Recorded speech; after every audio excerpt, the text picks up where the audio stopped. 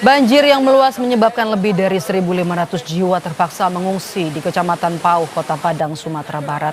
Ada 7 titik pengungsian dengan perincian 3 titik di Kelurahan Kapalokoto, 2 titik di Kelurahan Cupak Tangah, dan 3 titik pengungsian di Kelurahan Lambuang Buki. Untuk posko utama penanganan korban terdampak berada di SD Negeri 02 Cupak Tangah. Selain sebagai titik pengungsian, di posko utama juga ada layanan pemeriksaan kesehatan untuk korban terdampak. Tidak hanya di Kecamatan Pauh, saudara, banjir susulan juga dilaporkan terjadi di Kecamatan Koto Tangah dan juga Nanggalo. Izin banjir susulan itu datanya tadi malam dengan wilayah landaan yang jauh lebih meluas dibandingkan landaan banjir sebelumnya. Saat ini keluarga terdampak kami perkirakan di atas 500 kakak dan ditambah dengan ratusan mahasiswa. Itu diungsikan kemana, Bu, yang terdampak, Bu? Yang pertama ini adalah posko utama ya SDN 02 Cupak Tangah, Kelurahan Cupak Tangah, Kecamatan Pauh. Kemudian ada beberapa titik evakuasi lainnya yang lebih nyaman bagi warga karena lebih dekat dengan keluarga. Lebih lengkap mengenai informasi terkini tanggap darurat bencana banjir di Sumatera Barat, kita tanyakan langsung dengan juru bicara BPBD Sumatera Barat, Ilham Wahab. Selamat sore Pak Ilham dengan Maidop. Selamat sore Mbak Maidop. Pak Ilham, pertama kami mau update dulu Pak, berapa jumlah korban terdampak saat ini? Korban yang mengungsi, kemudian juga korban meninggal dan juga korban luka? Ya, dari kondisi cuaca ekstrim di Sumatera Barat memang banyak terjadi kejadian bencana banjir bandang, kemudian longsor dan angin kencang. Dan ini sudah meluas menjadi 14 kabupaten kota di Sumatera Barat. Dari 14 kabupaten kota ini sudah tercatat pada posko kami ada 25 orang yang meninggal, kemudian 11 hilang dan 4 luka-luka. Sedangkan yang mengungsi lebih dari 67.000 jiwa. 67.000 jiwa yang mengungsi ya Pak ya. Wilayah yang terparah Pak di mana saja di Sumatera Barat?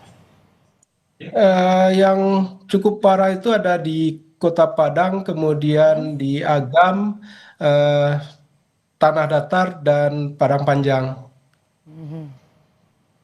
Oke, untuk akses lokasi menuju lokasi-lokasi yang terdampak paling parah, tadi ada Agam, Padang Panjang, Tanah Datar, dan juga Padang. Apakah sudah bisa dilalui Pak?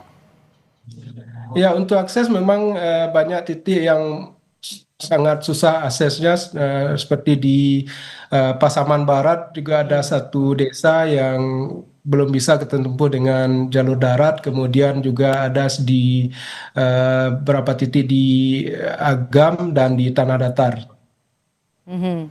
Oke, warga yang mengungsi di lokasi mana saja Pak? Kemana mereka mengungsi?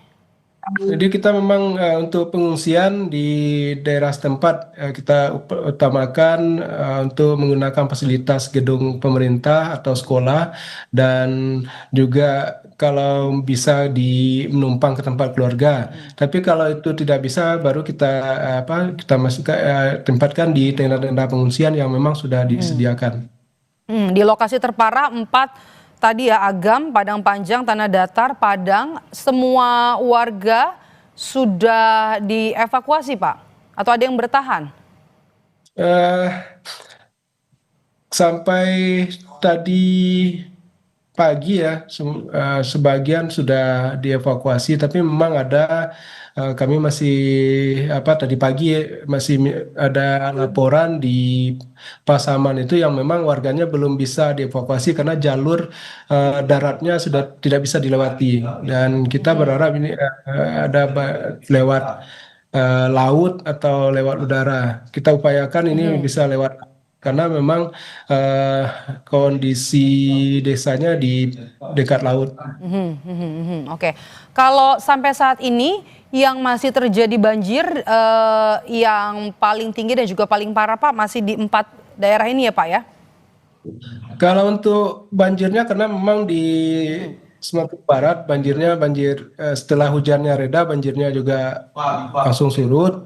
Tapi yang sekarang tinggal itu dampak material yang di bawah air seperti Oke. lumpur, kayu-kayuan dan lain-lain itu yang menyulitkan juga ada banyak terjadi longsoran eh, yang membuat jalan tidak bisa dilewati.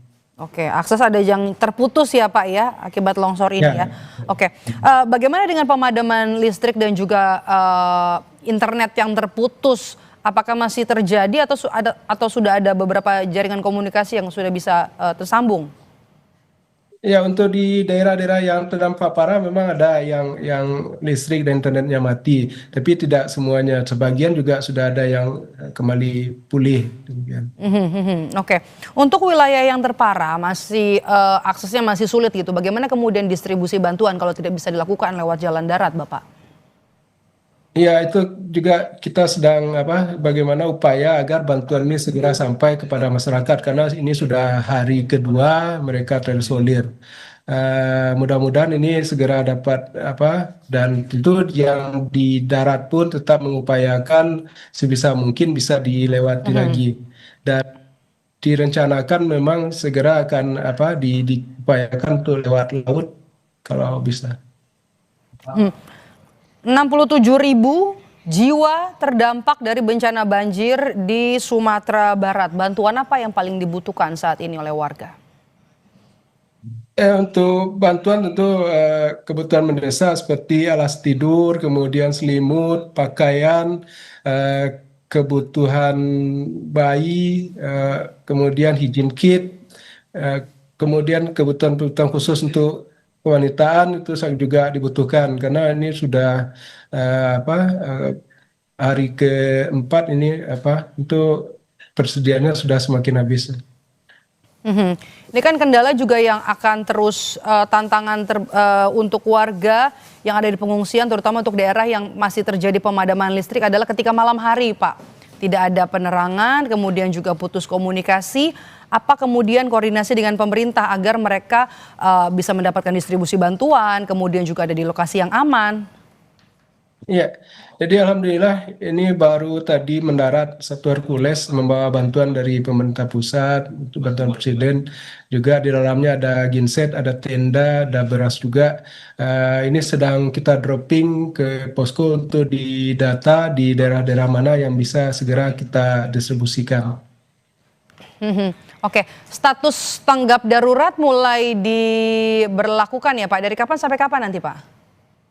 Ya, untuk sekarang sudah 8 kabupaten kota di Sumatera Barat yang menetapkan status tanggap darurat. Sementara untuk provinsi sendiri menetapkan status mulai dari tanggal 25 November sampai dengan tanggal 8 Desember 2025. Sampai tanggal 8 Desember ya. Oke. Bagaimana kemudian untuk koordinasi ini kan bantuan terus mengalir, kemudian juga bantuan untuk SAR juga tadi kami dapat informasi dari Bengkulu. Koordinasinya seperti apa agar bisa lebih cepat turun ke lapangan? Karena kan kita sama-sama tahu ya Pak, banjir kemudian juga masih merendam sejumlah daerah, arusnya juga masih cukup deras, kemudian juga potensi hujan juga masih ada di depan mata. Apa kemudian strategi untuk hari-hari ke depannya Pak? Ya, karena sudah ada posko utama yang sudah didirikan, yang sekarang dari kantor BPBD awalnya sudah digeser lagi ke kantor gubernur karena supaya tempatnya lebih luas. Kemudian ini koordinasi dengan TNI, Polri juga sangat-sangat mendukung sekali untuk upaya penanggulangan bencana ini. Tentu ini akan lebih membantu sekali untuk segera melakukan upaya baik pencarian dan penyelamatan. Juga dari Basarnas ini luar biasa dan direncanakan heli Basarnas hari ini sudah tiba di Padang. Tentu ini akan sangat membantu lagi untuk distribusi bantuan dan juga untuk upaya evakuasi. Oke, bantuan kan informasi dari pemerintah pusat sudah diterbangkan dibawa oleh 4 pesawat pagi hari ini menuju ke Sumatera Barat, Sumatera Utara dan Aceh. Untuk di Sumatera Barat sudah tiba? Sudah bisa didistribusikan, Pak? Ya, untuk Sumatera Barat sudah sampai, sudah mendarat dan sekarang sedang sedang penurunan barang. Tentu akan di loading lagi ke gudang dan segera dibuat rencana distribusinya. Oke, distribusinya ya Bapak. Baik, terima kasih sudah bergabung bersama kami Ilham Wahab, juru bicara BPBD Sumatera Barat. Semoga nanti bisa segera tuntas bencana ini dan juga pemerintah benar-benar bisa serius untuk bisa menangani semua warga yang terdampak. Ada 67.000 jiwa yang terdampak bencana banjir di Sumatera Barat. Terima kasih Pak Ilham, sehat selalu. Terima kasih. Dan saudara,